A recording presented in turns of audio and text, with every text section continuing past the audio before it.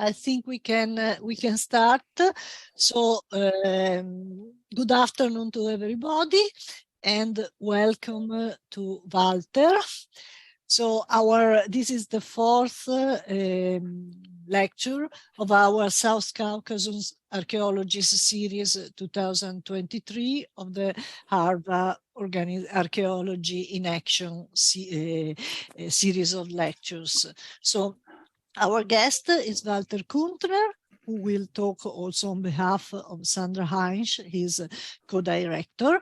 And both of them are working at the Institut für Alte Geschichte und Altorientalistik at the University of Innsbruck.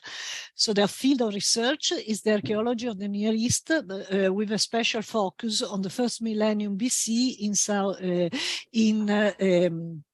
especially in the Southern Caucasus, in particular the Urartian and post-Urartian Achaemenian periods.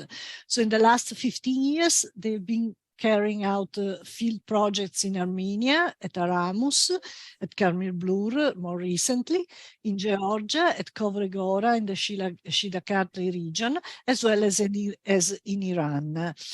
Previously, they were also active in southern Mesopotamia at Borsippa.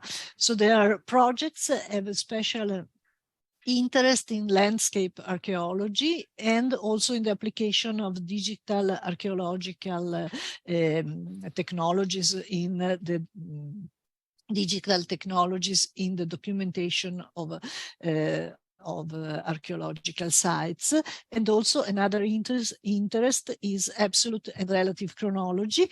They have been editing recently the volume Befund und Historisierung, Dokumentation und ihre Interpretationsspielräume in their Access series, and this was exactly about archaeological periodization schemes of material culture development in northern Mesopotamia and southern Caucasus from the 7th to the 5th centuries BC. So today Walter will present us the lecture about the Urartian presence in Armenia and its cultural legacy. So Walter, the floor is yours, so you can start your presentation.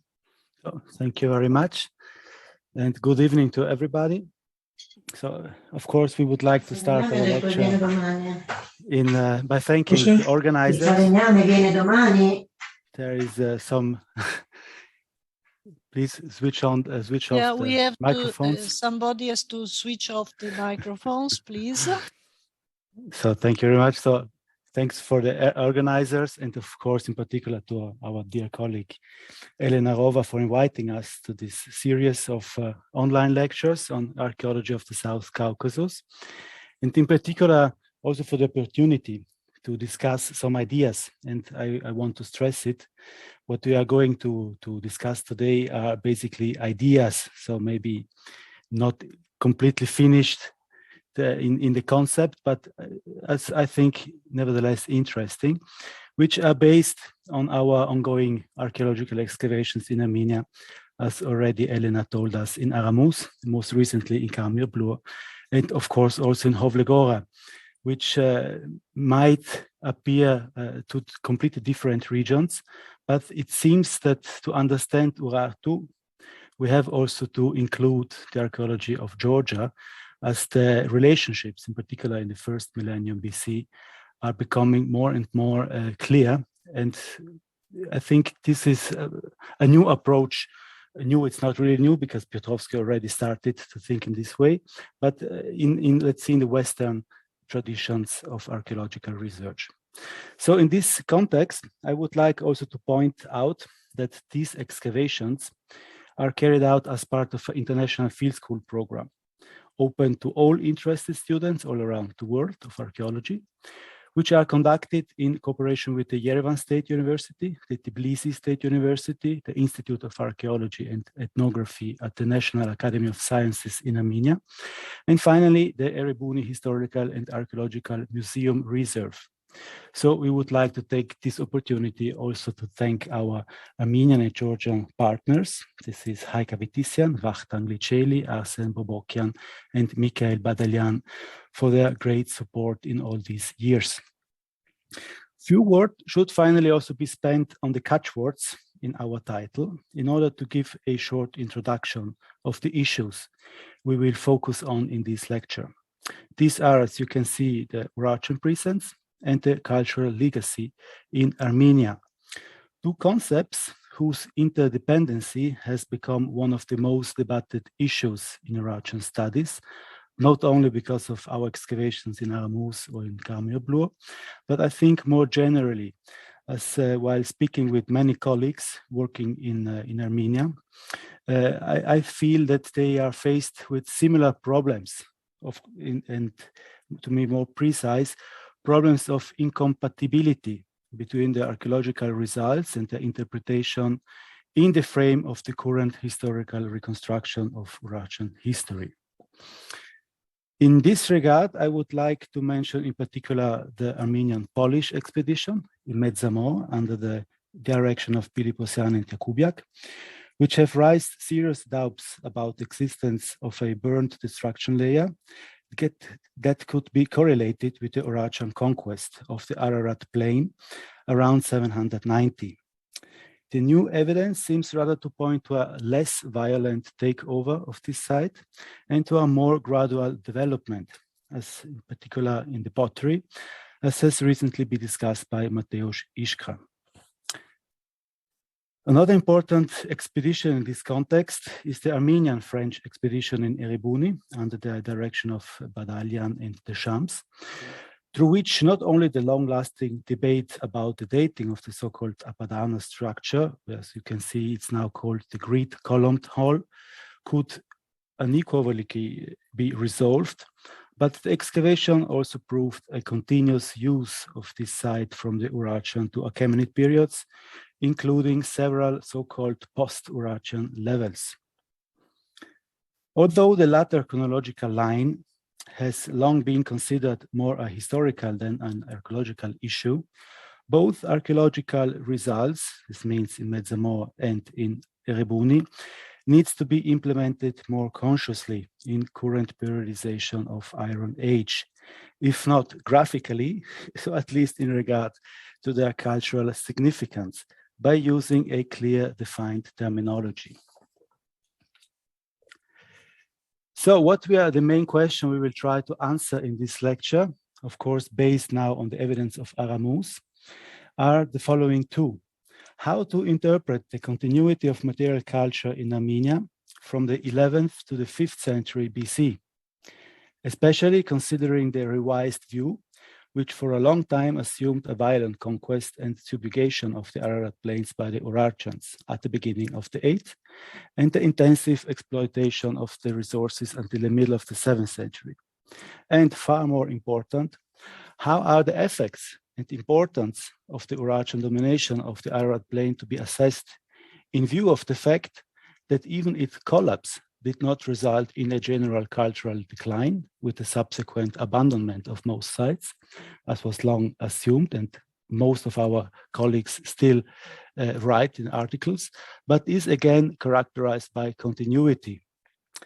The finding that former centers, and this I think it's the key question, of Urartian foreign, or let's say so-called foreign rule, continued to be used and maintained until the Achaemenid period is particularly significant and has to be put in a historical context.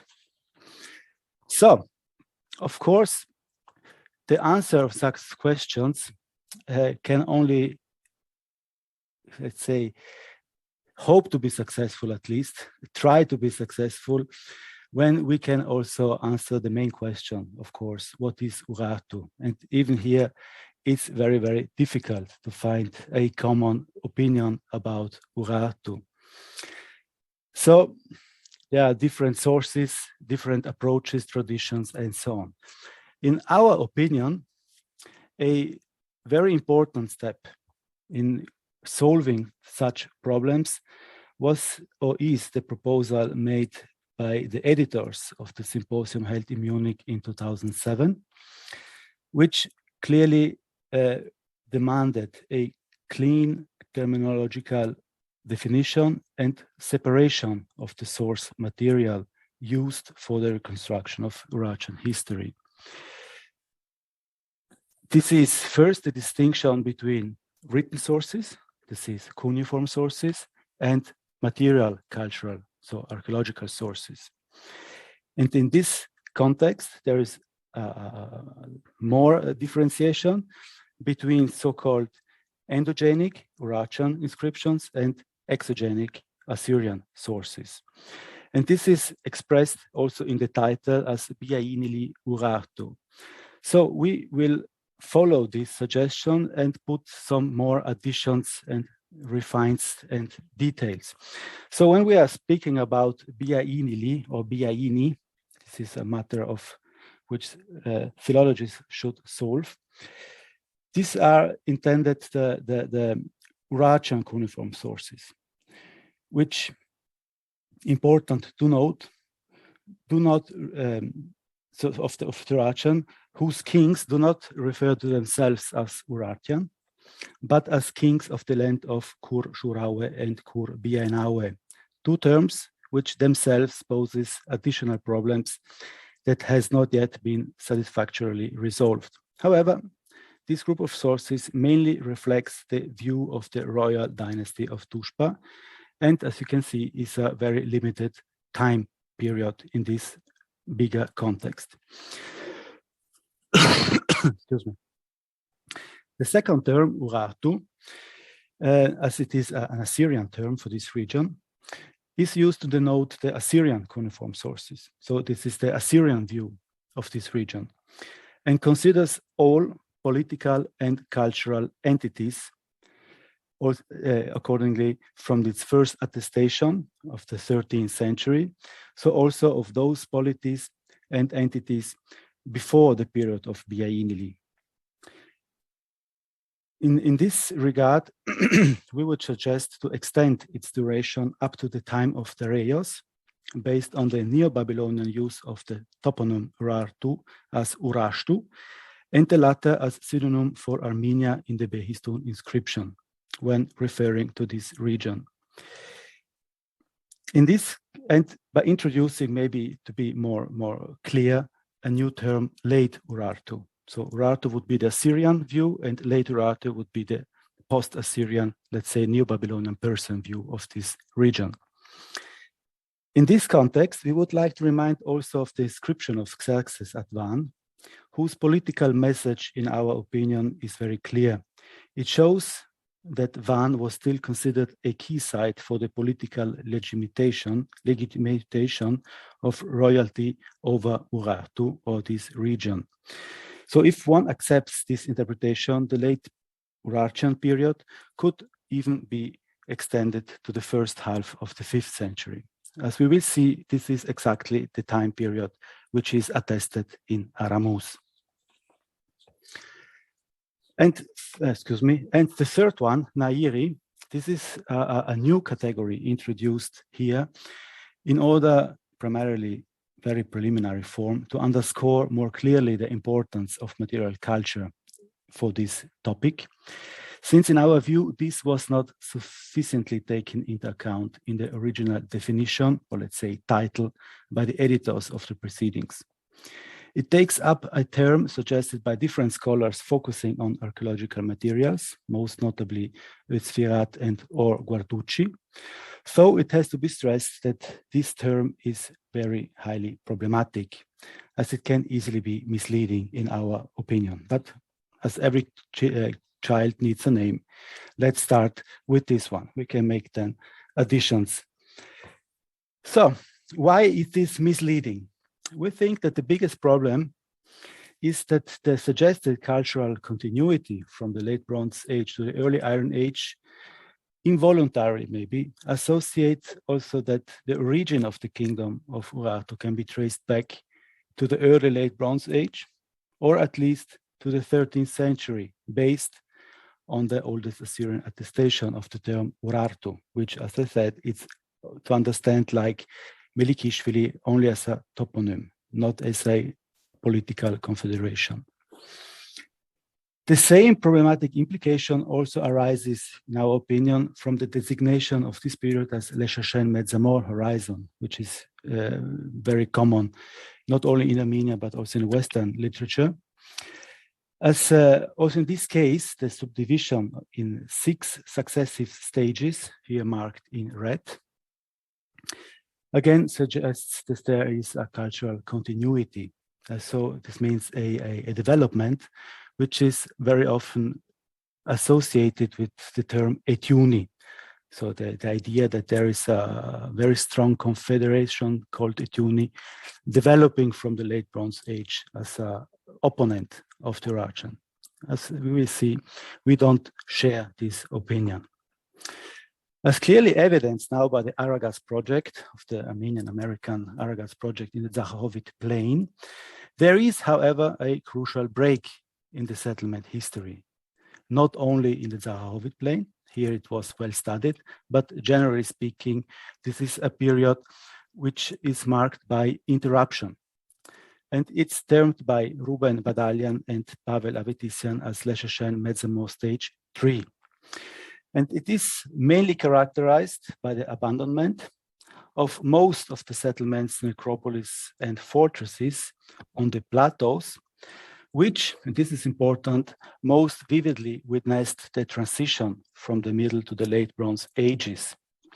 And after this Le Shashen Metzamor 3, so let's say in the Iron Age, we have a completely new pottery assemblage, which shows we have a clear break in material culture from the pottery view, but also from the settlement, so from the use of the landscape, which was used. And I think this is an important point which has to be stressed.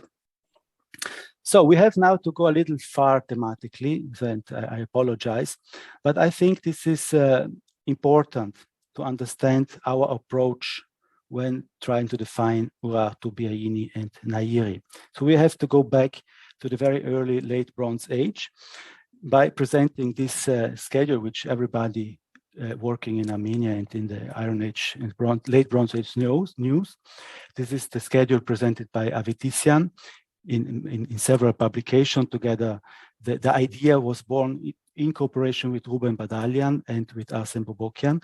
I choose this one because this is the first PDF I found, so it's not only Avetissian's work, but it's generally speaking the synthesis of the Armenian archaeology, which very effectively and very clear show the characteristic pottery of the early Late Bronze Age, called Le Shashen stage 1 and 2. And mostly important for the transition from the Middle Bronze Age to the Late Bronze Age are those spots which are encircled in red, which are decorated with these very characteristic punctuated designs, which are typical of the Sevan Uzerlik pottery tradition, which is not only characteristic for the Armenian area, let's say in Le Shashen are the most beautiful pieces, but also in Georgia and Shidakartli in the Berikli Devi Burrow number 4, which is, I think, a very important site, which still is not adequately published. But we see we have this tradition which covers the whole South Caucasus, this typical early Late Bronze Age pottery, or let's say transitional pottery. Then we have the pottery with the marked here in green. I reduced now the schedule of Avetissian, which are characterized by these incised geometric designs, and which finds also from the pottery shapes, in my opinion, good parallels with pottery described by Narimanishvili in the Trialeti region, which he even defines as a own culture, the Sora culture of Bareti, which he poses in the transition of the late bronze to of the transition of the Middle Bronze to the Late Bronze Age. So important, it's here the first case we have different pottery traditions which crosses and stretches across the Lesser Caucasus. The blue circles finally show pottery, which will become characteristic for the succeeding so-called Leshashen Zitel-Gorebi culture, which Narimanishvili dates to the 13th and 12th century. Most characteristic for this period became then potteries of so-called meligele types. These are these potteries with this very tall, in German, Hals. I don't know the English term, excuse me. And pottery, which is decorated with circles and wedge-shaped designs, as you can see here. The same pottery is also used by Avetisian for define the the characteristic pottery of the Leshashen III period. So this transition between what is more influenced by Middle Bronze Age pottery to the Iron Age pottery. Most recent studies from Georgia, so from Dolauri Cemetery and from Gragliani Gora, both located in Shilakartli, has shown that wedge-shaped pottery as well as meligele pots persist as late as the 12th, if not even in the 11th century, thus pushing back the transitional phase from the late Bronze to early Iron Age to about 100-150 years. This chronological reshape is finally confirmed also by the new excavations at Hovlegora, which, based on radiocarbon dating, shows that the so-called San Tavro culture did indeed not begin before the 12th, maybe in the 11th century BC, thus confirming the date suggested already by Narimanishvili based on the evidence of Trialeti. However, a more detailed analysis of the stratigraphic evidence from Hovlegora, which we will now soon publish with Elena Rova, shows finally that the main period of the Samtaro culture, this is the period marked by the burials containing the diagnostic leaf-shaped bronze dagger blades, so everybody knows about these specific daggers, dates mainly to the 9th, 8th century. An interesting note, this is exactly the period of consolidation and expansion of the Urartian kingdom. So let us come to a first point. The early Iron Age pottery development from the 11th to the 8th century in Eastern Georgia and Armenia shows many similarities, both in terms of typology and in relation to their reminiscence to the preceding late Bronze Age, or let's say Leshashen Zitel-Gorebi material culture. However, more in terms of manufacturing and firing techniques than in terms of decorations and vessel typology, which developed or changed radically, in our opinion. Differences between Eastern Georgia and Armenia can also be found, of course. And in particular, this refers to cups and max shapes, which seems to reflect regional traditions, which are quite interesting, especially if you take the boot shape drinking vessels, which are much more common in Urartian context than in Georgia. However, in this case, we need future research. So now it's too early to make suggestions on these differences. However, this will be an interesting point of future research. More relevant for the topic of our lecture today is to find that the new pottery types of the early Iron Age stages 4 and 5 of the Leshashen Medzamor horizon are related, as said before, to new sites, such as Medzamor, Dvin, and Kamia Bluo, which does not only show a relevant shift from the formerly remote hilltop fortresses, like on the Zakhovit plain, to locations in or closer to the Ararat plain, but finally attest also first attempts of urban planning. A similar geographic relocation along the main river valley and planning of settlements can, in our point of view, be noticed also in Georgia, like in the settlements of Hovlegora, Narikvavi, Treli, and Gragliani. So there is something happening at the advent of the 11th century. The first conclusion that has to be drawn at this point is that, as shown above, there is absolutely no such continuity in the material cultural development from the late Bronze Age to early Iron Age that would justify their subsumption to a common cultural designation, neither Nairi nor Le Chachon Mezzamor.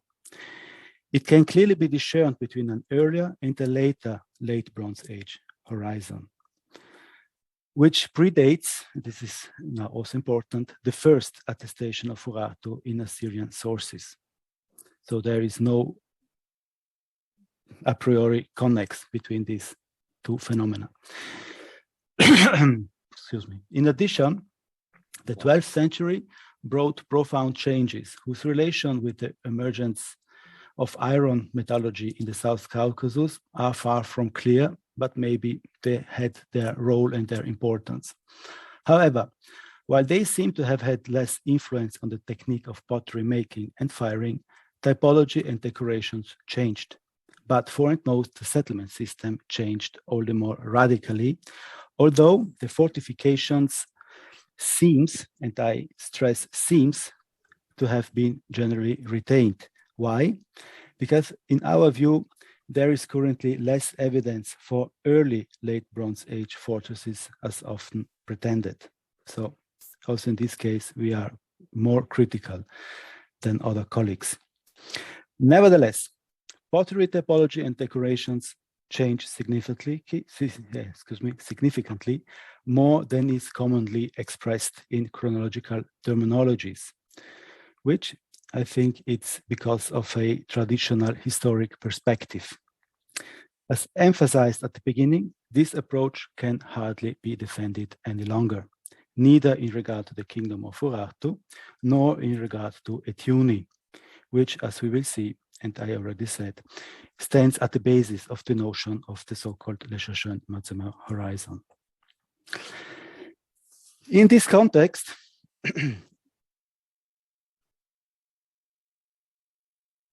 it is important to stress that the material culture in the region of Lake Van seems to have been completely alien to this development, which we saw at the moment. However, evidence from the late and early Bronze Ages of this region is still very scarce. Attempts to define this period have so far focused on a pinkish buff red burnished pottery as a possible precursor of Urartian red polished pottery. But this type of pottery, so the pinkish one, I think I refer, is not attested in the South Caucasus. In addition, the date of the context is still controversial. However, it seems unlikely to assign these burials to a date much earlier than the 10th century BC because of the rich metal artifacts found in these graves. I will not enter in the debate of how to define a Nairi cultural zone based on groove pottery, as again, I think it's a historical approach to reconstruct political entities based on pottery. And of course, we have not, I think, enough evidence for dating all these pottery, groove pottery assemblage in order to say they are all concurrent and somehow related beyond aesthetic comparisons. So, other problem, the comparison of these potteries, so the pinkish one and the reddish one of the Urartian sphere, is moreover hampered by the situation that most of the Urartian red polished pottery known today, so as it's published today, was found in levels dating to the final days of the kingdom. This is to the middle of the 7th century. Ultimately, this circumstance even led some scholars, like the editors of the aforementioned publication, to ascribe its emergence not before the end, if not to the 7th century BC. So we have also here some chronological lack. But even if we accept a 9th century date, this type of pottery is only rarely found in Urartian time contexts. As Szymanski rightly points out, this type of pottery clearly belongs to what he has called a state assemblage of an elite participating in the administration of the kingdom. An assemblage which, taken as a whole, ultimately presents itself as a strongly Assyrianized material culture, largely alien to South Caucasian traditions. As an interim result to the question of what Urartu is, we can state that while the notion of Urartu as a region inhabited by a multitude of tribes who shared common cultural values and were economically intertwined can be sustained on the basis of Assyrian cuneiform sources as well as archaeological remains, the latter do not allow anyhow to reconstruct a cultural region Nairi, which develops continuously from the early late Bronze Age onwards and is also not congruent with the later area of the Urartian kingdom. Its core area even seems to have been located entirely outside of these major cultural developments in the South Caucasus. So now it's time to be honest, what we think about this problem. I take just some water. It is therefore questionable from our point of view to understand the emergence of the kingdom of Urartu as the result of a prolonged process of consolidation that emerged in response to increasing pressure from Assyria from formerly short-lived confederations. Rather, we think the Urartian kingdom may just as well have sprung from the far-sighted political acumen of Sarduri or his son Ishpuini, who as leaders of one of these confederations knew how to take advantage of the fortunate situation created by the political destabilization of Assyria towards the end of Salmanasar's reign around 830, and which persisted, as we know, until the reign of Tiglat-Pileser III about 745. This is exactly the period of the consolidation and political expansion of Urartu. With this approach, if we accept it, the impressively rapid expansion of the kingdom under Ishpuin and Menua from Lake Urmia in the east to the Euphrates Valley in central Anatolia in the west, which virtually occurred without considerable resistance or setbacks, can much easier be explained.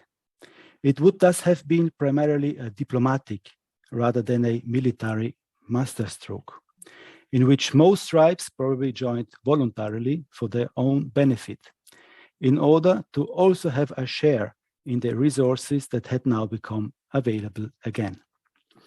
An alliance, therefore, that was concluded under the protection and supremacy of God Haldi, as we know, according to precisely agreed rules, rights, and obligations for all members, including the kings. This view of state building would also explain why Urartu has always avoided direct confrontations with Assyria throughout its existence, despite it was destabilized. It was perhaps a question of fighting strength, maybe, but I think primarily a cost-benefit issue that made such an undertaking too unattractive for the alliance.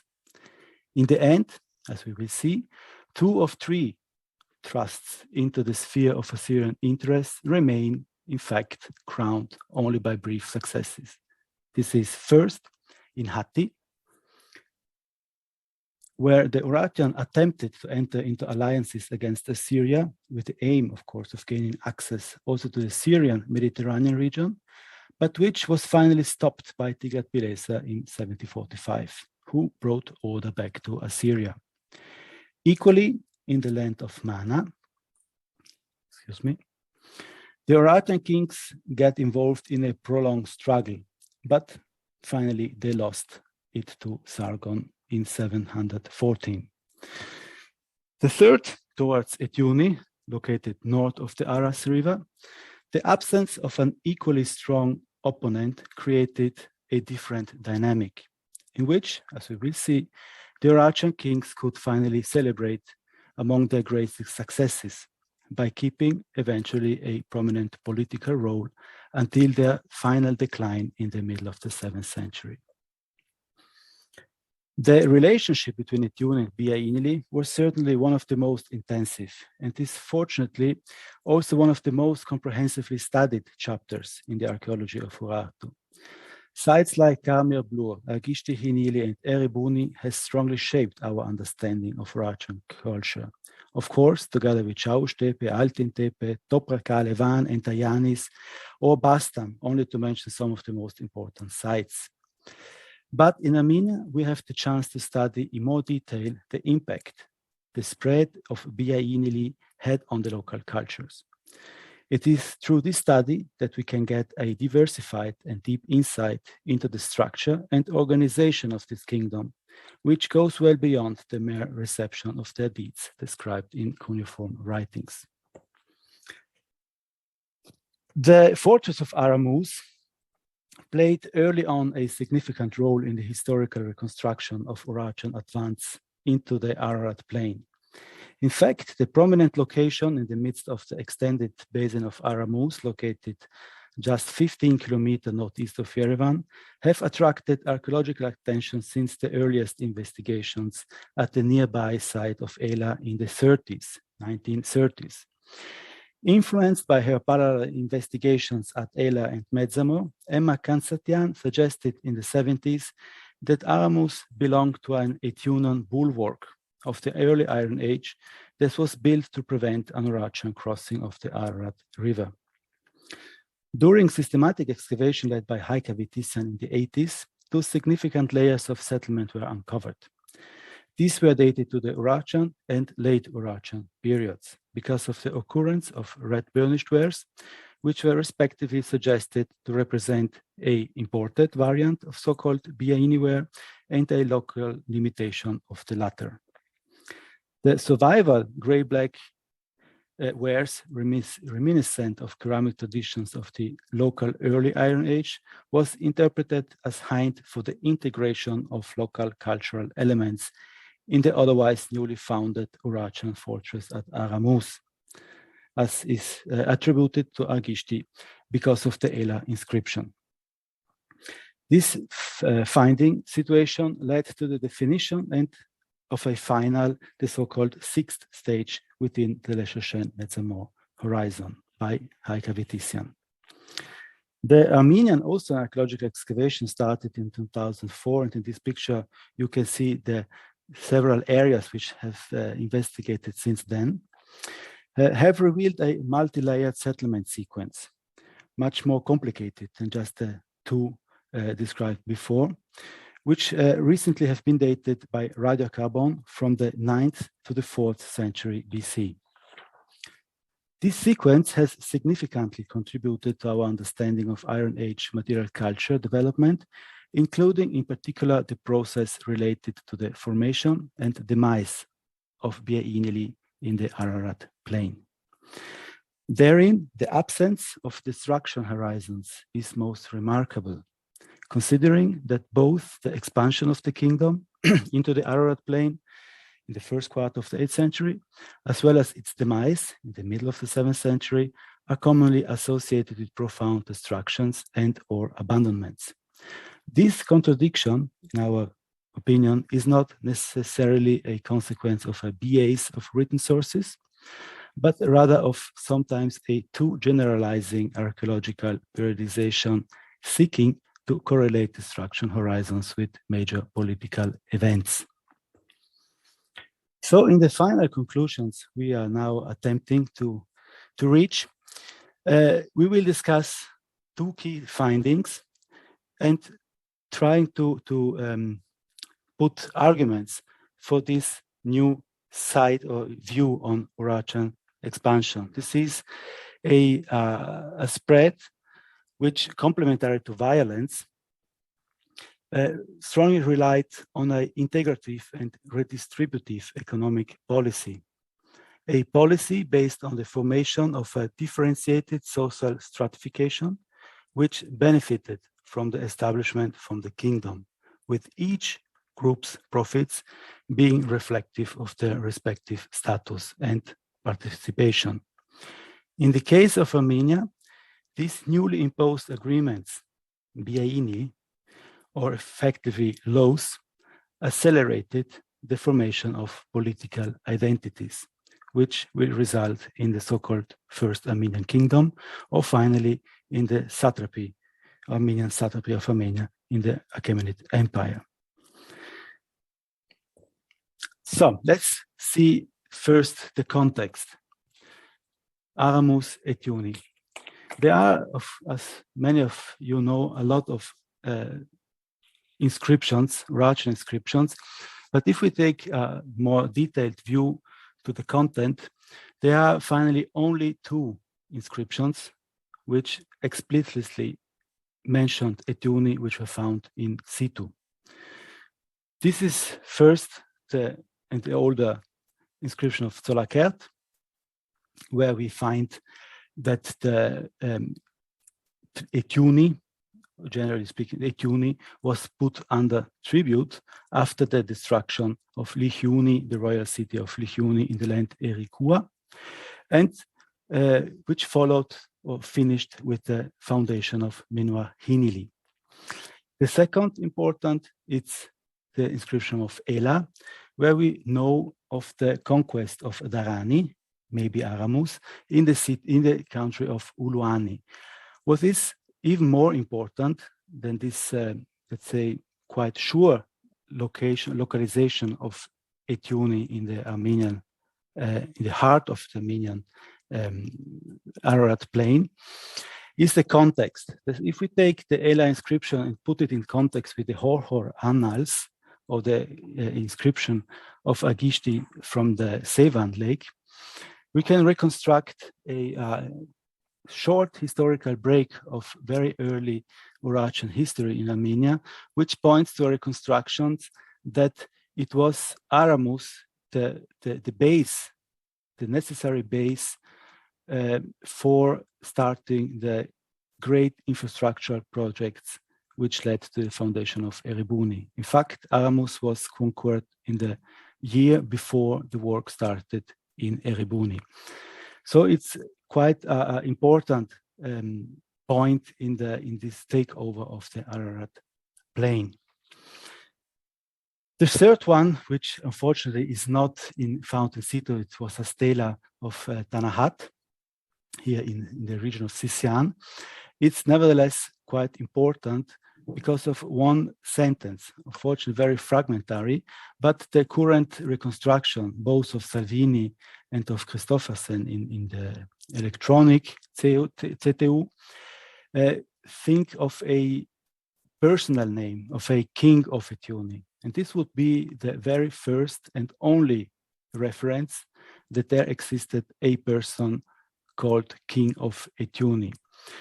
There is one exception in the time of Sarduri, a person called Diusini, maybe I forgot, but in that case, he is called the king of Igani, the king of et Iuni, which we think might maybe point to an existence of a similar construction of a confederation like Urartu, which also here in this part of Armenia sought a myriad of different tribes which were joining short-lived confederations for their own benefits.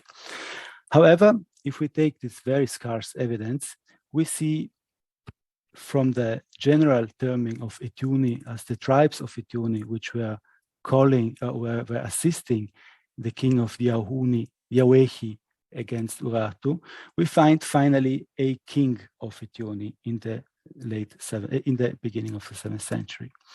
And what is even more important or puzzling, let's say like this, is the fact that in one of the youngest inscription, in the so-called temple inscription of Ayanis, we still find the land et Iuni among the foreign lands. So it's still, despite the 150 years of occupation, et Iuni is still regarded as a foreign land, which has to be pacified or integrated in this structure. So, which are now the two main basic results we are going to discuss?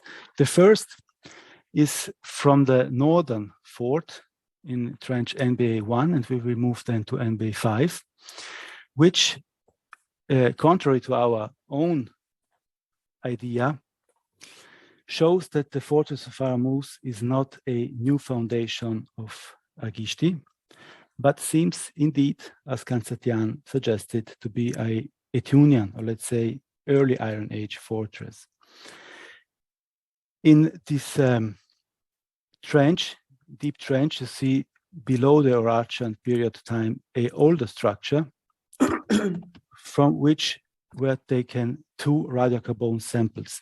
I just show here the first, but they are completely identical, and both came from horizons below the Urartian, let's say below the foundation of the older structures. So they belong to the foundation of this older fortress, older structures. And as you can see, the time it's for sure before Menua and before Ishbuini. So we are in a period when in Van there was still no kingdom of Urartu or kingdom of Biaini. This would also explain why the fortress line in the North Fort is not decorated, let's say, or it's not built with counterforces, but has plain facades, and is also not rectilinear, but follows the natural movement of the slope, which are characteristics of pre-Biaini, let's say early Iron Age architecture. This would explain this characteristic. Also the pottery, we have no red burnished pottery in the old levels. So from the S005B, we have only this Lesser Shell Mezzamore 5 pottery, the black one, no red pottery.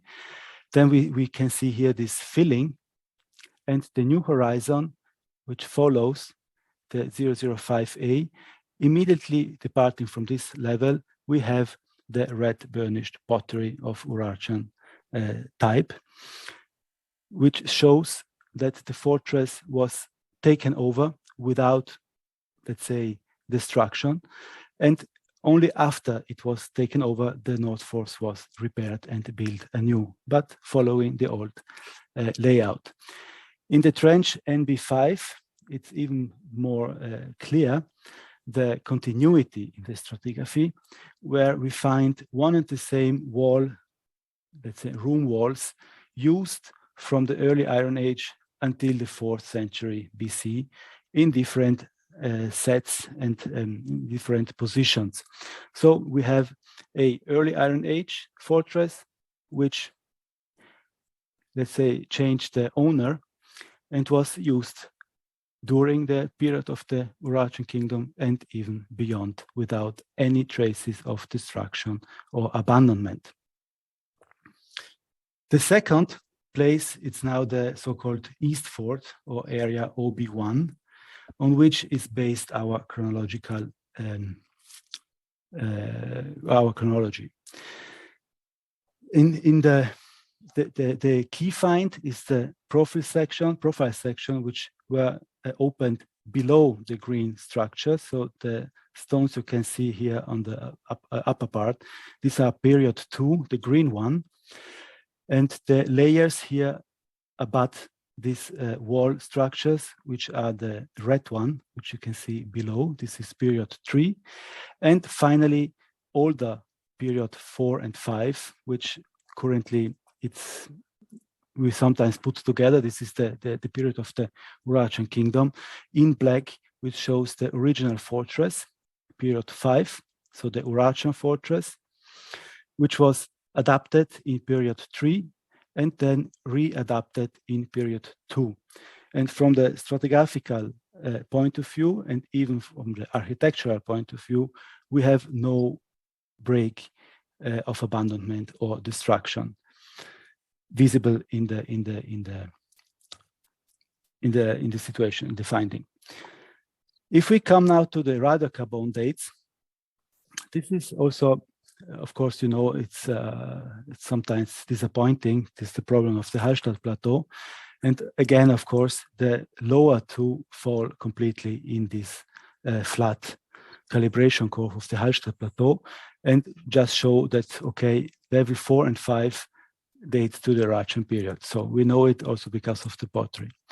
But immediately on the surface, from the level, the first cultural layer, which is related to this new structure, to the green structure, level Roman 3D, we have taken 2 samples, which again show different calibrations, but in the case of the number 10, there is the fraction, Leach fraction and humic fraction shows that this sample maybe is not so poor. It has some disturbance, while the other one, which was taken a few centimeters beside from a charret seed, shows that we have a date which falls after the kingdom of Urartu. Even if this is still a problematic topic because it's just a charret seed, so it's difficult to put the whole suggestions only on a seed, it's of course. But if we follow the stratigraphy, we saw there is an intensive settlement. And in the level 2, we have again a sample from a charcoal, which again repeats the same periods, let's say in the 5th, 6th century BC.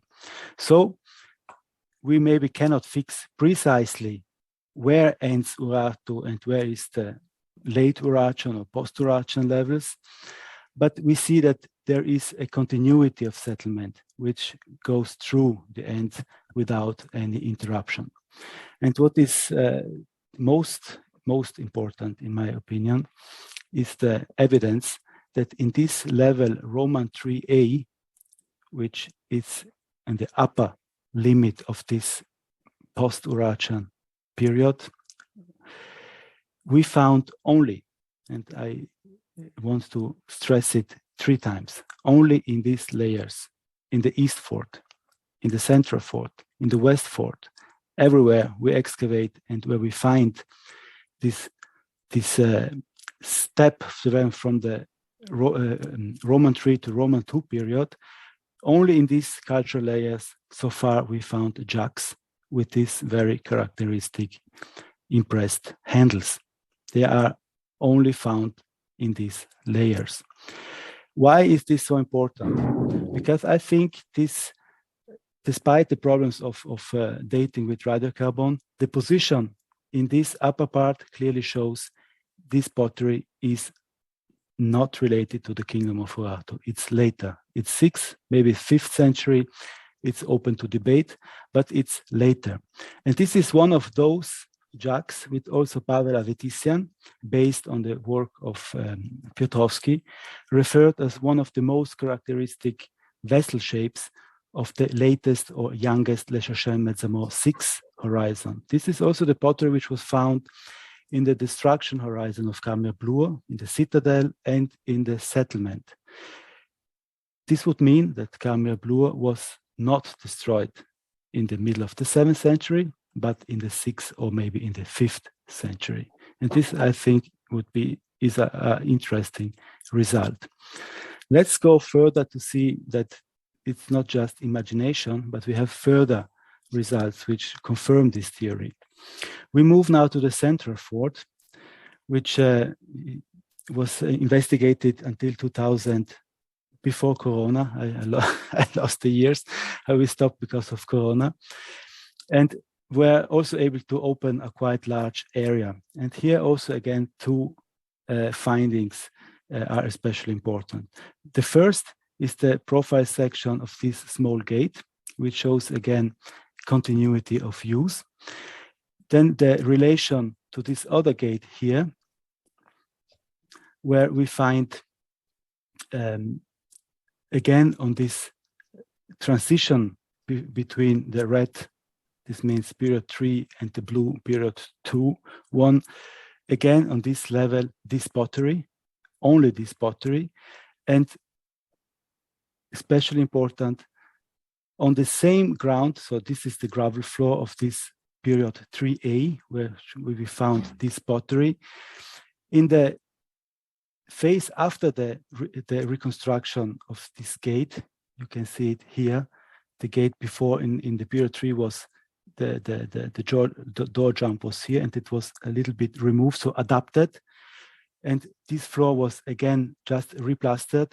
We found this characteristic pottery, which is not Urartian, for sure is not Urartian. This is completely another paint. It's more like that the red pottery we found also in Hovlegora, or which was found in Azatan by Furtwängler and their colleagues, which I think it's Achaemenid in period.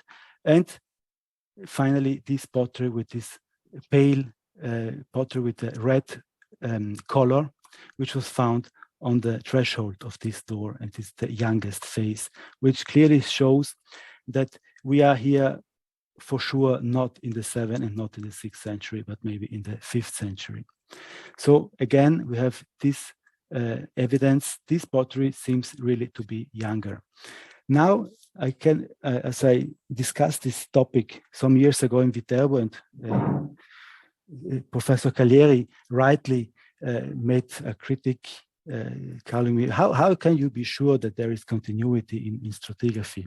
And he was right. Of course, it's difficult to pretend to see abandonment or continuity.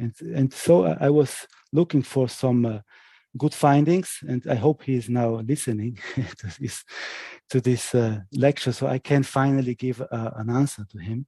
Yes, now I'm sure we have continuity, and this is one of the most important results from the central fort.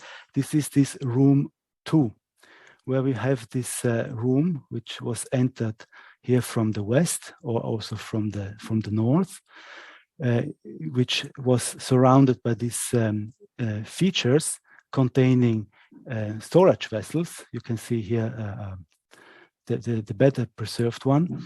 And going further, you can pass to the next room here behind this storage room, where we found a kitchen for producing bread.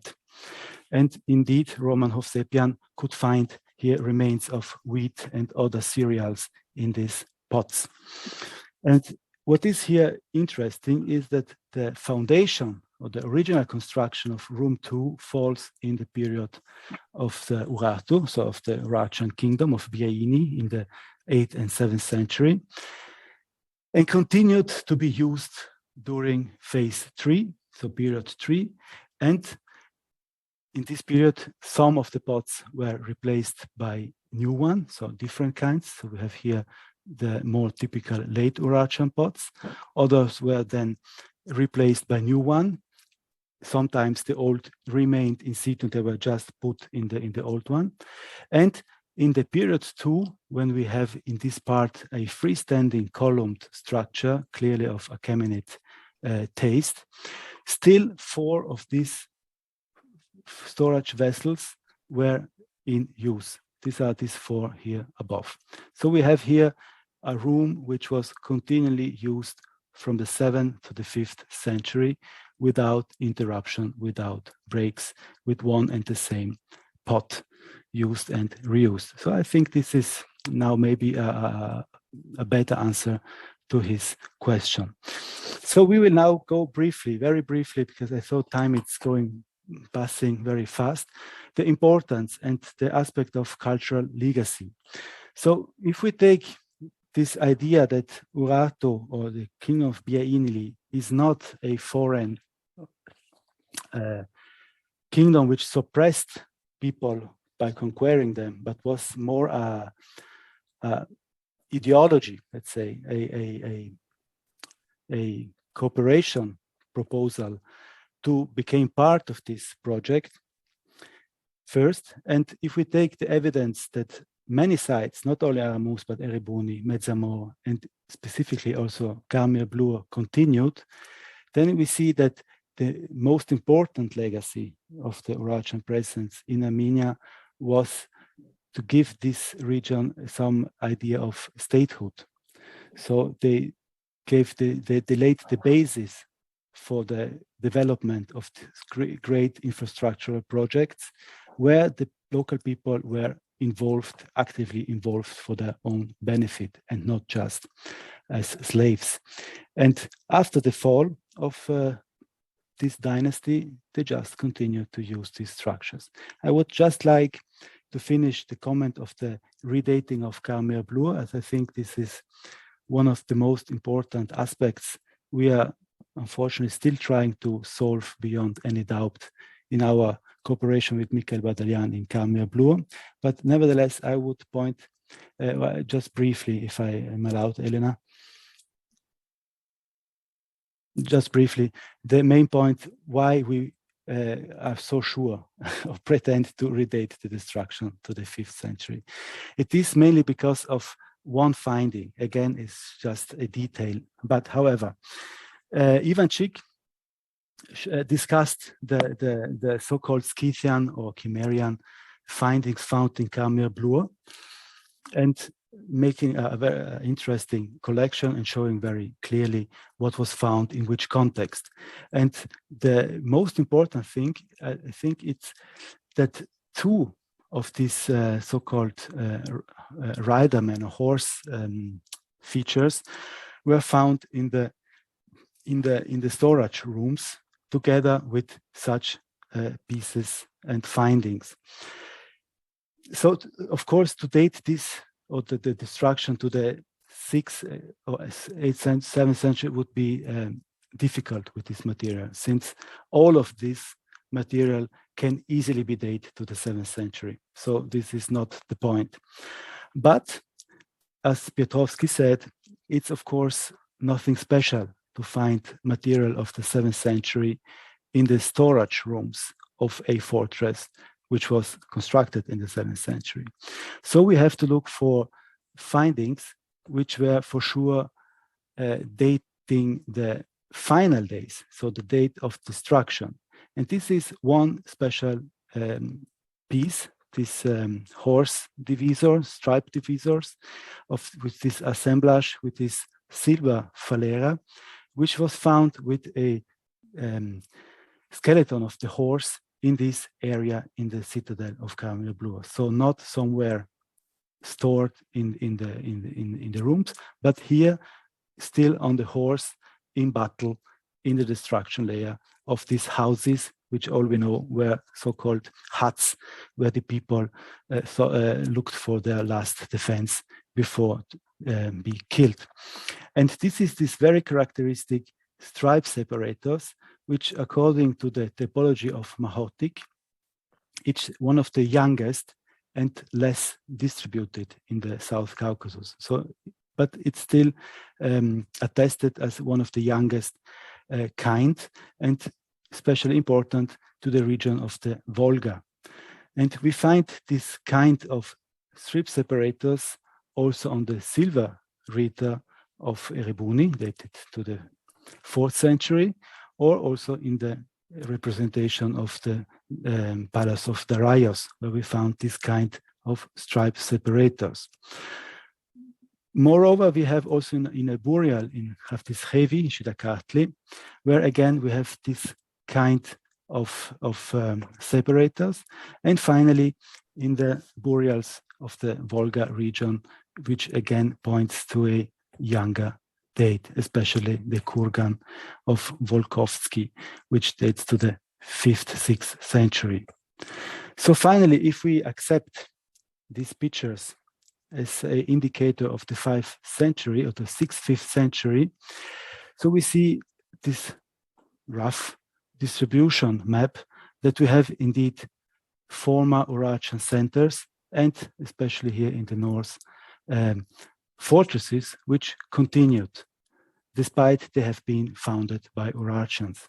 And we have even one piece here in Hovlegora, fortunately a chance find, which shows there are also relations crossing the South Caucasus. So in our opinion, we have a lot of post-Urartian sites in Armenia. We have just to restart rethinking of the dating and of their contextualization. So thank you very much. This is all I have to say. Thank you very much. Well, thank you, Walter, for this very dense presentation that I am sure brings a lot of new material, and I think I mean the evidence is actually multiplying for continuity of in the Achaemenid period or at least post-Urartian period of settlement and continuation also of some official activity. Of course, most of what you presented is very technical, so I'm not an expert on this period, Alessandra neither, but I am sure there are some among the public, some people who will have some questions about these details, let's say, before going to more general discussion. So I invite our participants to ask some questions. I don't see any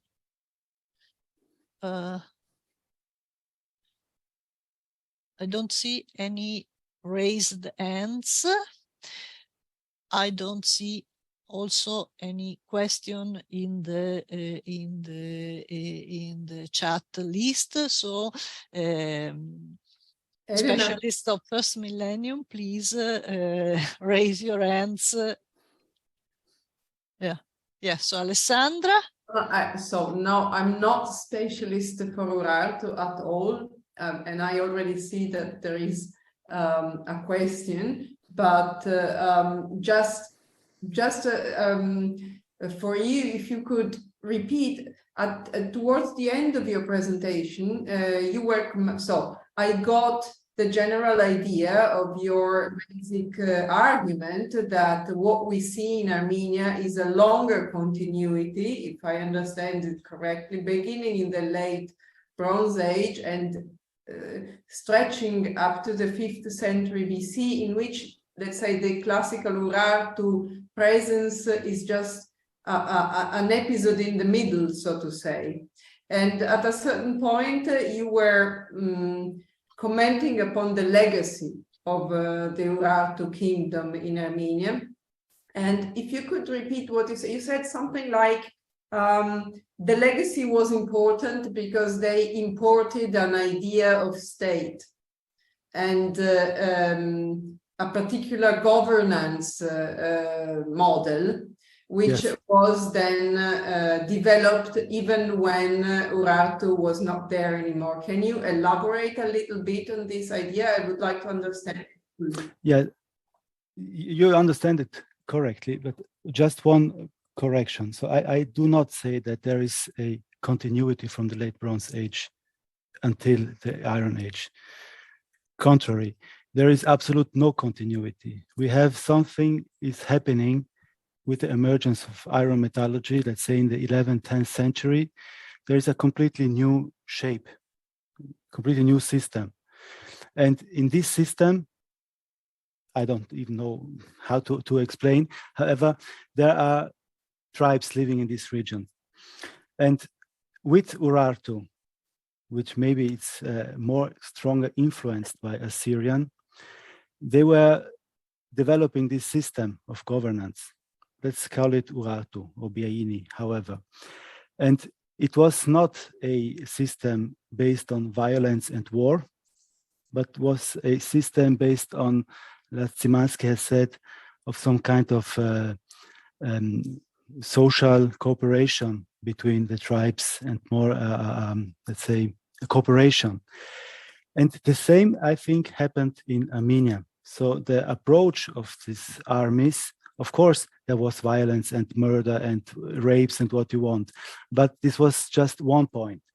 The most important point was that most of these tribes participated, joined these expeditions for their own benefits, got in touch with these kings, with this ideology of this, let's say, this agreements based on divine protection, that everybody has the obligations, their rights, and so on. And by cooperating with this idea, they learned and were implemented in these structures. So by constructing Argishti I, Kamia Blue, Erebuni, and all sites which are Middle Iron Age. So this is not the Urartian who constructed them for their own benefits by slaving the population, but they were constructed together for the benefit of all of them, the locals and all others which were part of this project, like this. Basically, why I'm thinking of this, because if we take the Urartian centers as focus of violence, of subjugation, of unfreedom and slavery, why these sites continue to be used? For me, it makes no logic. These sites were continued to be used, they were maintained as places for their own identities, and they were continued to be used without any interruptions in Kamia Blue, in Aramus, in Erebuni, and continued to be used by these people.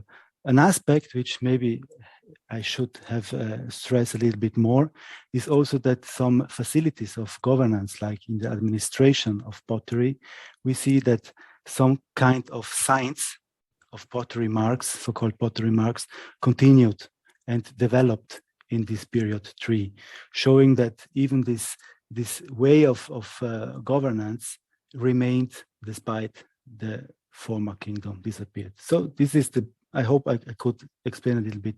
Yes, thank you. Better. That was very useful.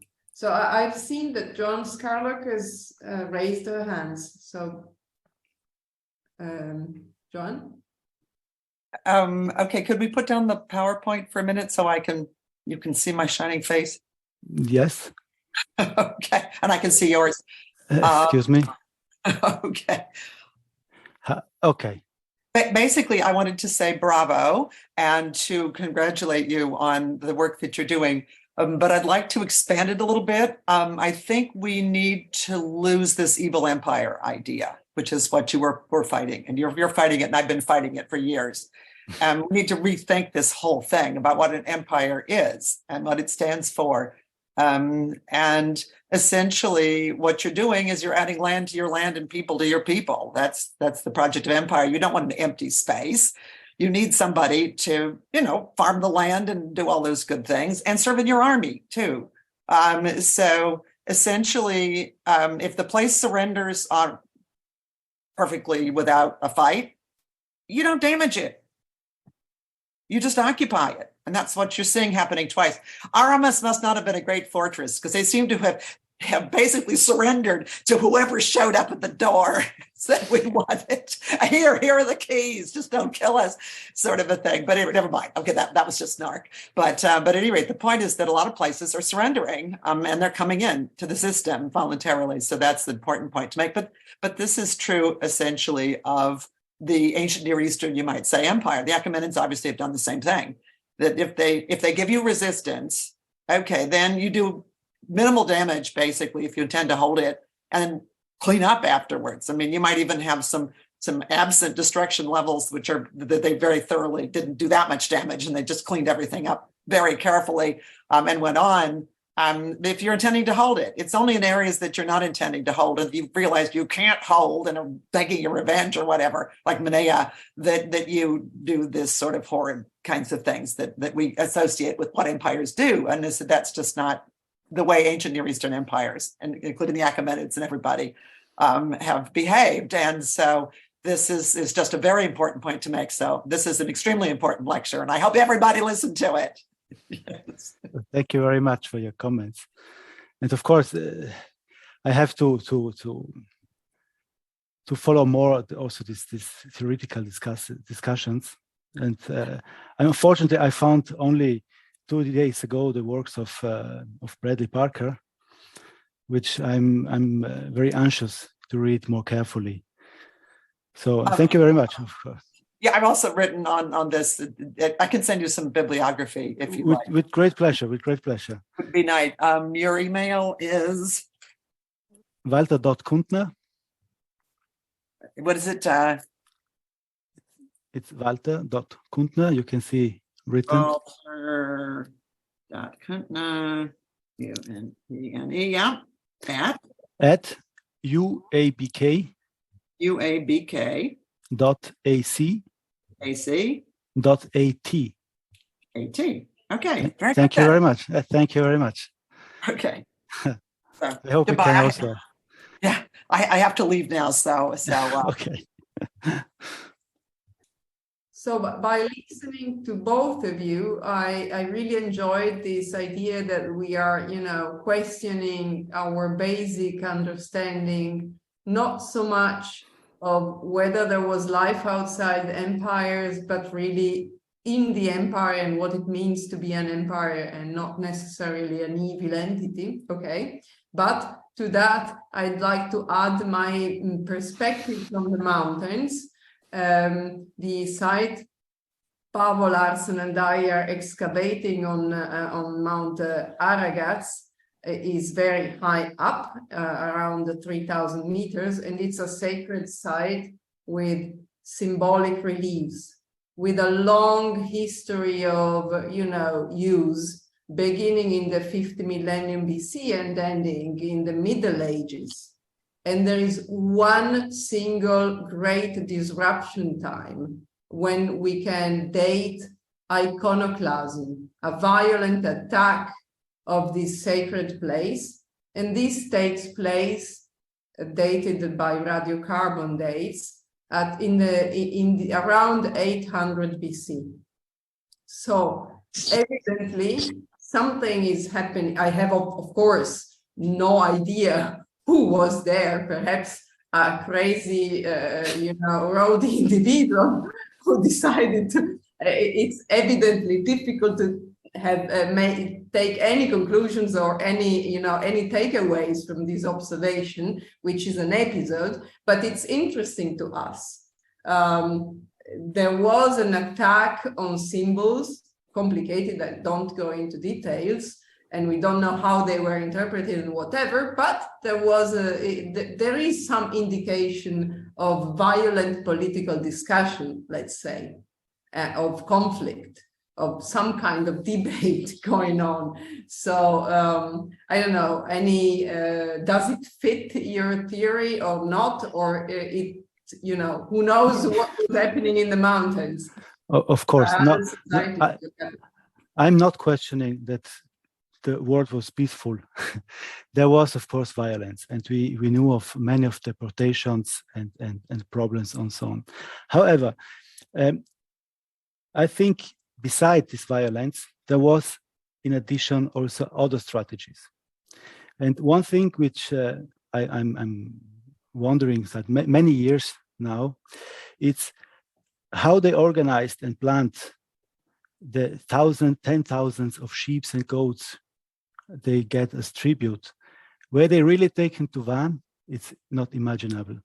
They had to remain where they are, because there you have the resources to maintain them. So maybe this is not to appropriate the animal, but to have the right to get this animal when you need it for your rights. And maybe this was one case where some shepherds did not,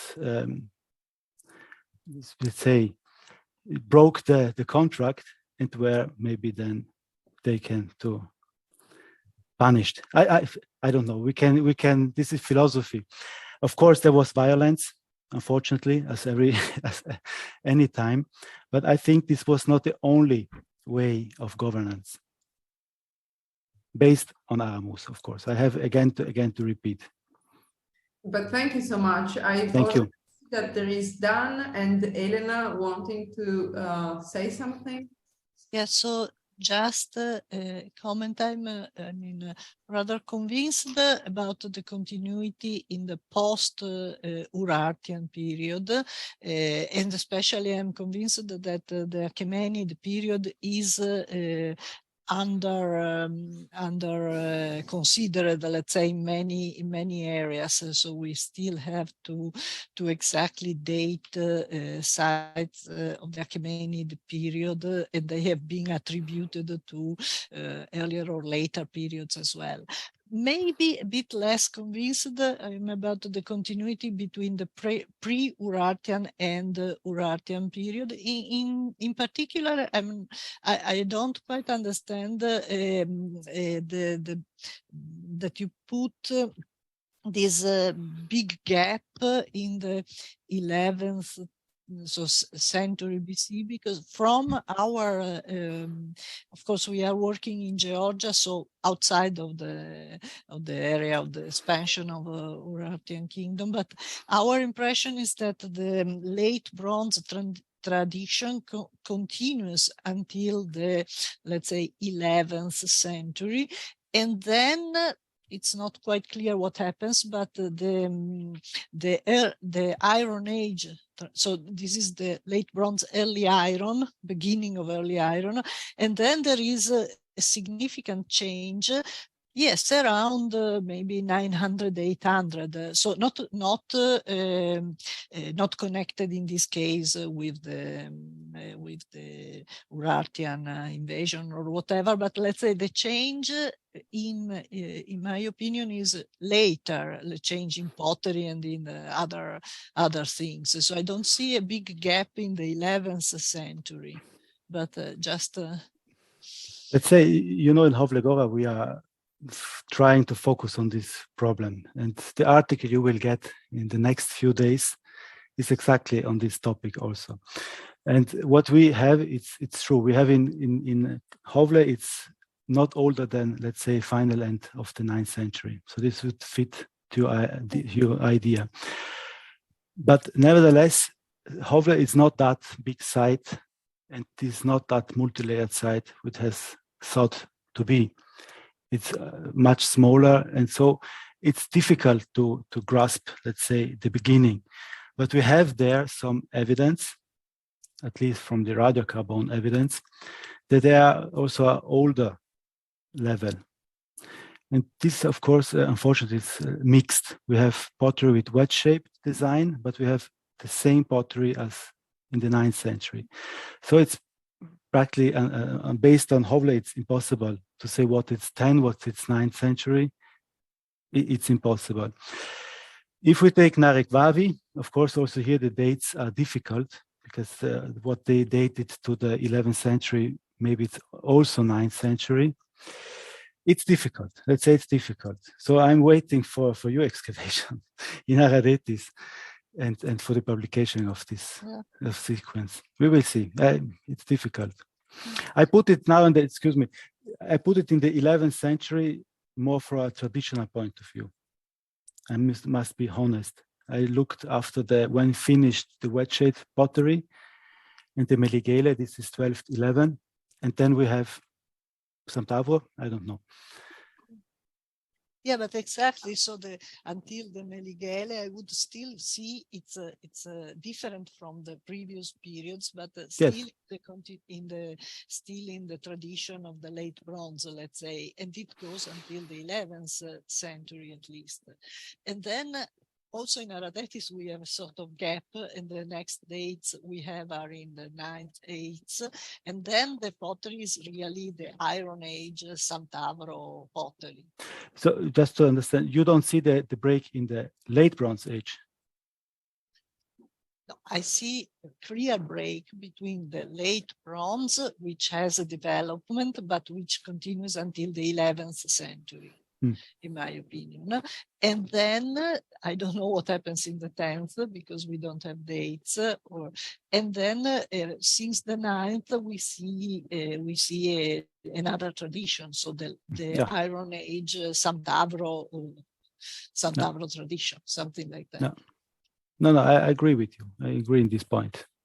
Yes. Thank you. There's a question from Dan. Not really a question, more of a comment.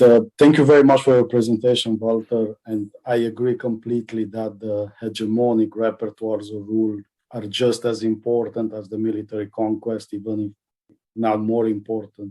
And I think the key element is the Urartian religion.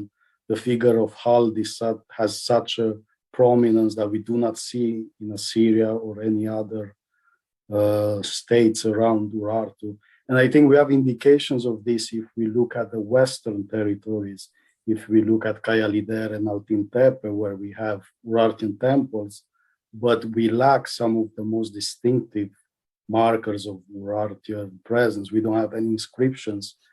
And in Altintepe, we have the Luvian hieroglyphs that correspond to the exact measures of Urartian volumes on pottery. So it's clearly a local culture that wants to emulate or wants to be seen as Urartian. It tries to present itself as part of the Urartian state, but there's no conquest, there's no known Urartian presence apart from this side. So yeah, thank you very much for the presentation. It's a step in the right direction, I think. I hope. Thank you very much. Thank you very much. And thank you. I fully agree with you that the religion, and especially the Haldi cult, was very, very important. Unfortunately, we have not found Musasia, so I hope one day, inshallah. Thank you.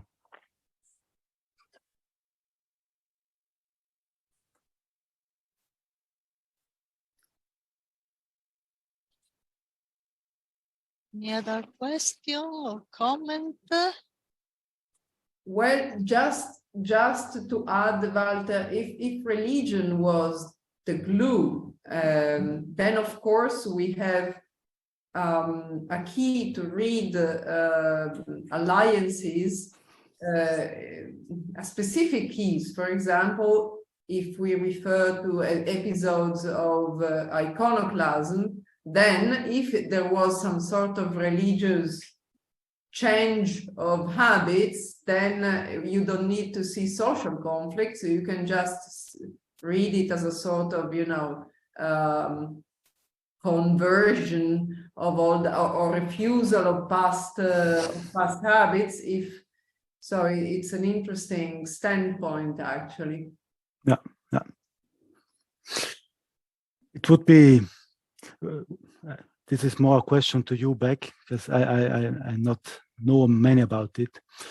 But do you know of sacral architecture, let's say temple architecture, which can be defined as such in an early Iron Age context or late Bronze Age context?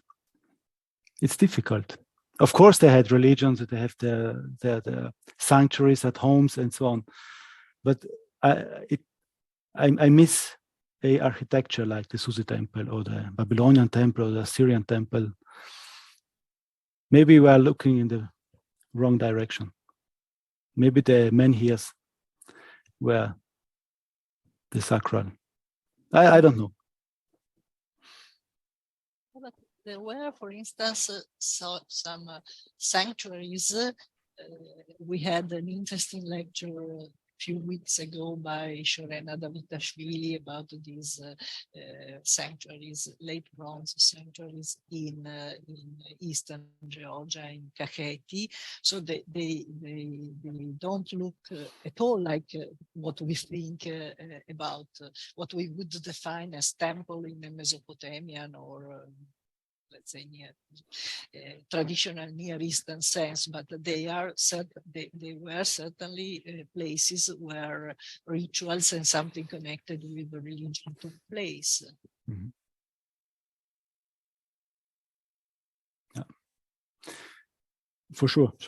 I'm coming from the Near East, so yeah. I'm used to look for temples.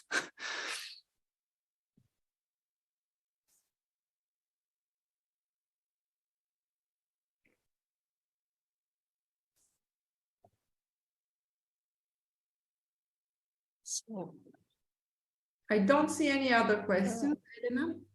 So it doesn't seem that there are any other questions. Maybe I can answer to Bernard Poulin, who asked to be put on the mailing list, and we will do it for the next lectures. And by the way, our next appointment will be next week, so on Tuesday, March 9th, and our next guest will be Sarit Paz. The lecture will be about households and community in the Kura-Araxes village of Quetzalcoatl, Georgia. So we will go back to the Kura-Araxes culture and the late 4th, 3rd millennium BC. And so we will advertise it with our usual channels, so Jack Sasson's list and other lists. And by the way, let's say, mind the date. So see you next week then. And thank you very much, Walter, again. Thank you, Walter. Thank you for the invitation. Thank you, Walter. Many greetings to Italy. Ciao a tutti. Everybody. Bye to everybody. Ciao a tutti. Ciao a tutti. Ciao. Ciao.